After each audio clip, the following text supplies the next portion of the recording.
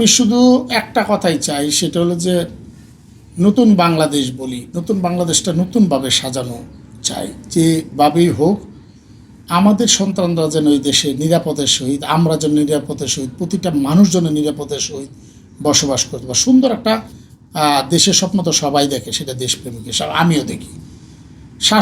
শাসক হিসেবে যারাই আসুক না কেন, তাদেরও স্বপ্ন থাকে কিন্তু দেশটা সাজানো।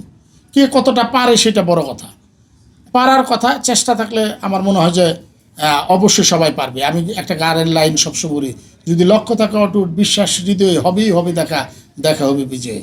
ইচ্ছা শক্তি যদি থাকে এই দেশটাকে সুন্দর করা সম্ভব। আমি মনে করি কিছু লোক যদি সত্যিকার অর্থে মনের ভিতর থেকে দেশপ্রেমটাকে জাগ্রত করে যদি দেশের জন্য কাজ করে, তাহলে এই দেশটা আমার মায়ের জন্য, মানে সারা বাংলাদেশের মানুষের মায়ের জন্য বসবাসের উপযোগ্য হবে। আমরা মাকে অনেক দিন মা বলে ডাকতে চাই, অনেক দিন ভালোভাবে বাঁচতে চাই, এবং সুন্দর দেশটা যাতে সুন্দরভাবে আমরা বাইরে গিয়ে বলতে পারি বাংলাদেশ এটা আমার দেশ, এটা আমার গর্ব। আমি ব্যক্তিগত চাহিদাটা বললাম, স্বপ্ন তো আমি একাই দেখবো। আমি যখন স্বপ্ন দেখি, আমি আরেকজনকে নিয়ে দেখবো স্বপ্ন? অবশ্যই আমি আরেকজনকে নিয়ে দেখবো না। আমি চোখ বন্ধ করে আমি একাই স্বপ্ন দেখি। আমি সারা পৃথিবীর স্বপ্ন দেখতে পারি, পৃথিবীর মালিক আমি, সেটা তো আমার অধিকার। এখন কাকে নিয়ে কেউ কারো স্বপ্ন বাস্তবায়ন করার জন্য বলেন যে কিছু লোক লাগে, যারা হইলো আছে। আমি তো সরকার না, আমি তো রাষ্ট্র পরিচালনার দায়িত্ব না, বা আপনারাও না, সোশ্যাল মিডিয়াও দায়িত্ব না। সোশ্যাল মিডিয়ার দায়িত্ব বোধের জায়গা আছে, সেই জায়গাটা ফিল করতে হবে। সেই জায়গাটা ফিল করার জন্য আপনাকে দেশপ্রেম লাগবে ভিতরে, আপনার এডুকেশন লাগবে, আপনার নিজের জায়গা লাগবে। সেই জায়গাগুলো সবাই যদি সবার জায়গা থেকে চেষ্টা করে, ডেফিনেটলি একটা ভালো দেশ দেওয়া সম্ভব। আমি পরিবর্তন হব না, আমি চেঞ্জ হব না, আমি একটা ভালো দেশ চামু, তাহলে কেমনে সম্ভব?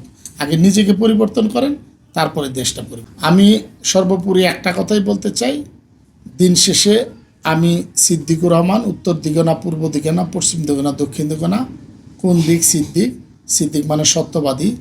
সত্যবাদীরা সবসময় সত্য কথা বলে, এবং সত্যবাদীরাই কিন্তু মাঝে মাঝে বিপদে পড়ে, সেটাও সত্য কথা। অতএব আমি চাই সত্যের পথে চলেন, সত্যকে ধারণ করেন, এবং সত্যকে নিয়েই সামনের দিকে এগিয়ে যান। আমি তো সৃজনশীল মানুষ হিসাবেই কিন্তু কারাগারে গিয়েছিলাম।